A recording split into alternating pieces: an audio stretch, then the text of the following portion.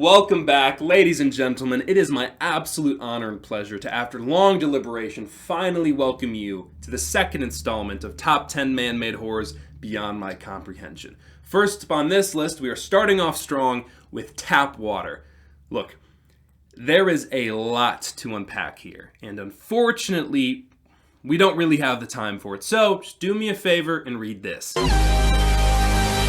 Great. Next up on the list, at number 2, we have pancake syrup. Listen, anything that we could ever need is found somewhere in nature. In the same way that Adam was alone without Eve, so a companion was made for him, our Lord and Savior, when creating the world, looked into the future hearts and minds of man and saw the delicious breakfast foods that we would come up with and knew that they needed a companion. From this, we have the wonderful gift of maple syrup, which is delicious and comes from the beautiful maple tree.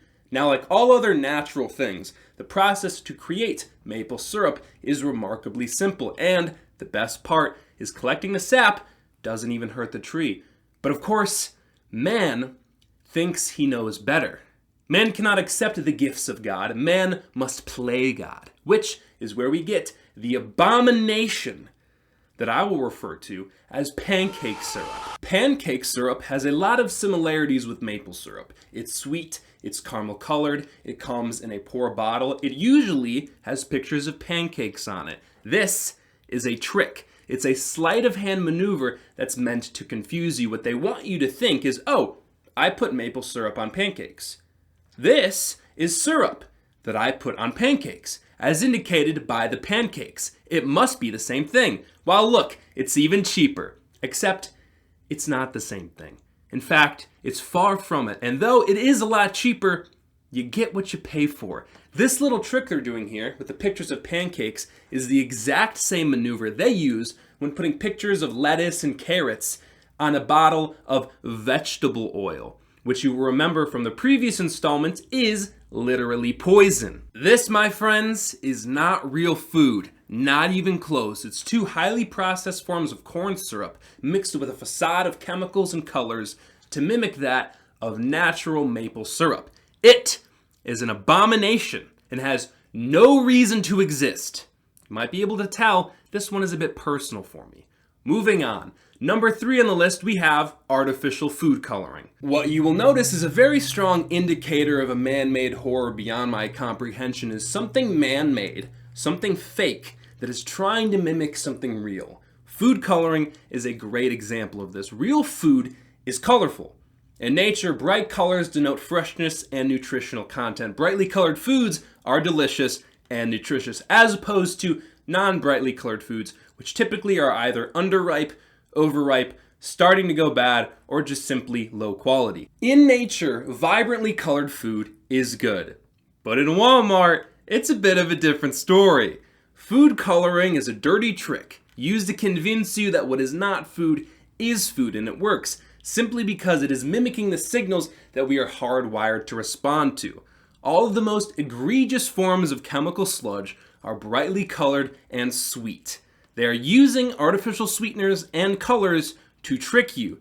These foods are not the real thing. They are just a cheap, sludge-filled copy. The marketing of these fake food products is very simple. Their goal is to use the visuals on the packaging as well as the appearance of the item itself to get you to associate their new product with a food item that you are already familiar with.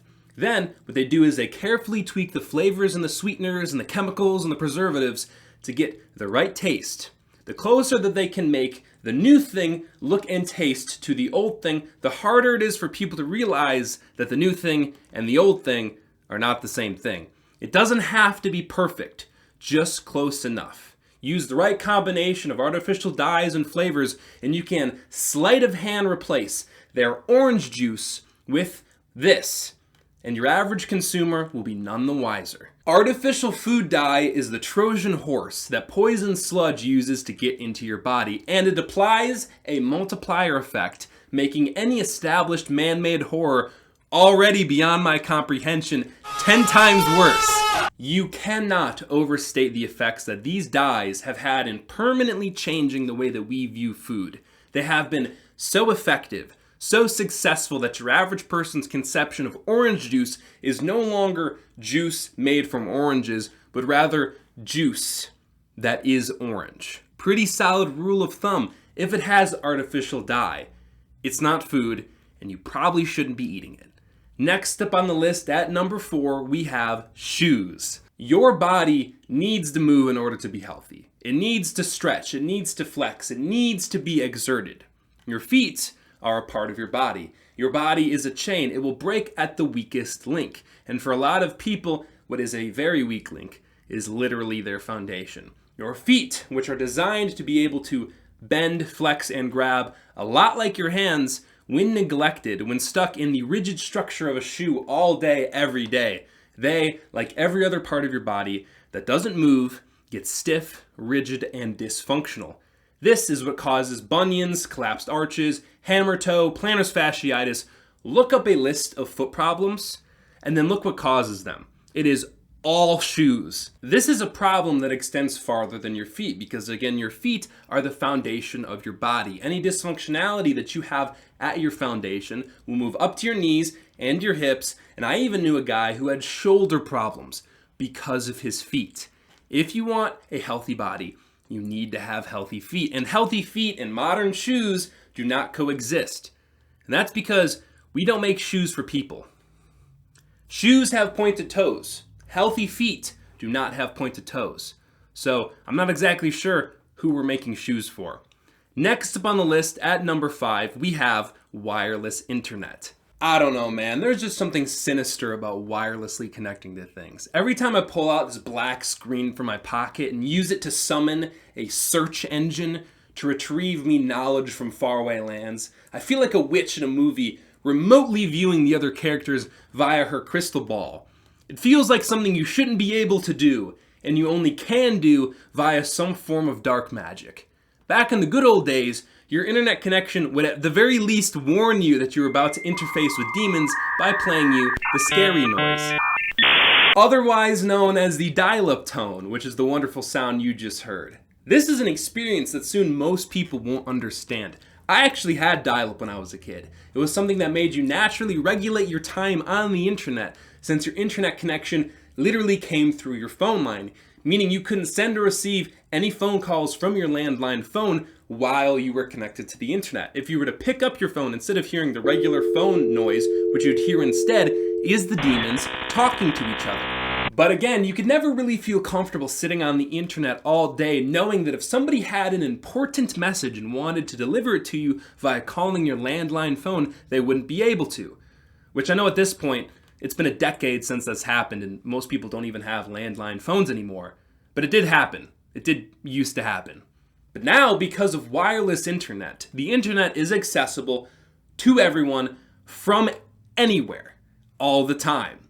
And yeah, we are so much better off, aren't we? Convenience is a killer. A barrier to usage is actually a good thing. Somehow the whole world ran without this technology. Now it feels like without it, the whole world shudders to a halt. On top of this, nobody considers the health risks of this technology. At any moment, if you are in a metropolitan area, you are being exposed to, give or take, 20 or 30 Wi-Fi signals broadcasting from routers, cars, smart appliances, cellular devices, etc., most of which are broadcasting at signal strengths that are far above the safety guidelines of many other developed countries. As it stands right now, the general medical consensus in America is that these signals that are going through and around your body 24/7 do not cause a health risk. But keep in mind, that's coming from the same people who tell you that Lucky Charms is healthier than eggs cooked in butter. So we'll see how long that lasts. All I'll say is, right now, even Apple tells you not to hold your phone up to your head. And Wi-Fi can literally be used to see you through walls. So do with that what you will. Personally, I think we would all be better off with landline phones and dial-up internet. Next up on the list, at number 6, we have delivery robots. Really, the takeaway here is that people have become so lazy that they're willing to put up with anything so that they can get their sludge food with as little effort as possible. As if cities were not hazardous enough. Soon, grandma won't even be able to walk down the street without getting toppled over by some little rover trying to deliver someone's Chipotle. The people who make these kinds of technology have no consideration for the potential hellscape that they are contributing to. And I think it's because they don't go outside. They don't have to worry about little demon rovers clogging up the sidewalks because they don't use sidewalks.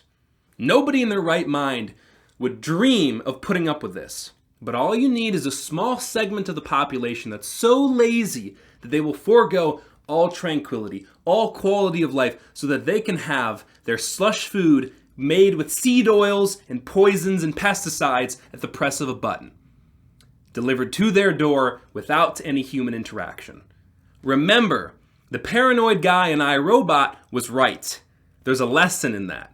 Next up on the list at number 7, we have height surgery. Now for context, this isn't exactly a new thing. They've been doing it over in Asia for years, where the average height is much shorter, so being tall is more significant. But this surgery has become somewhat of a trend on social media recently. This limb lengthening surgery is performed by intentionally fracturing the bones, inserting pins and rods to pull the bone apart, and then allowing the bone to heal over the gap while slowly pulling the bone farther apart little by little every day until the desired length is achieved.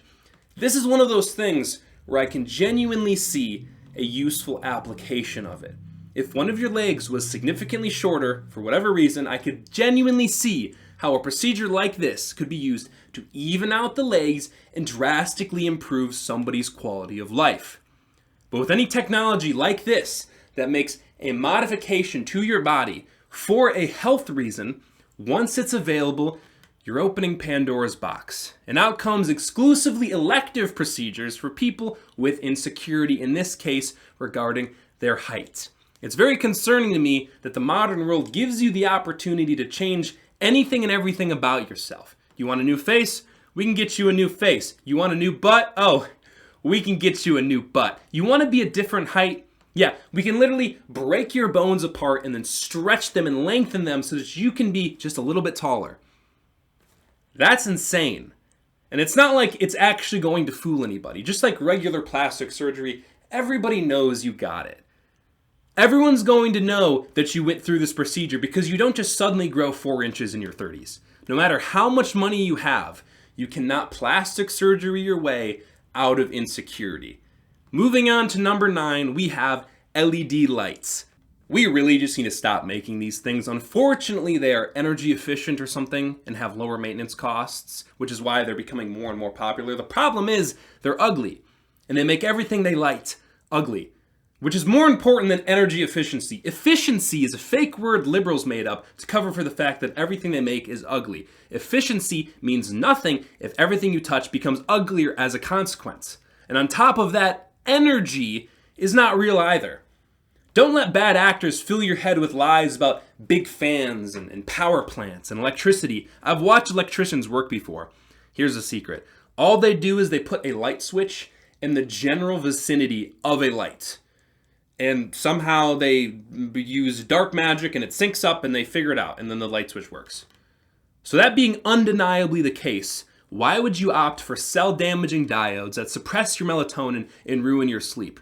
Oh, and free tip, you don't actually need to pay for the electric bill. That's not a real thing. The entire premise of technology is built upon a lie, and they are trying to scare you. Oh, but your inefficient incandescent bulbs only use 10%. 10% of what? Of fake? Okay. That is no concern to me. 10% of 0 is still 0. You're not fooling anybody with that one. Finally, last but certainly not least, at number 10, we have ranch flavored ice cream. That one's pretty much self-explanatory. I asked the waiter for a pancake. He obliges and I say thanks. Some orange juice if you could bother. But all he brings me is tap water. Next thing I know, my pancake's poisoned. It's been laced with margarine, with corn syrup on the side. No thanks, I would rather die. That right there is the American Diner special. Fake pancakes, fake orange juice, fake maple syrup, and fake butter. Like and subscribe, and don't leave a negative comment.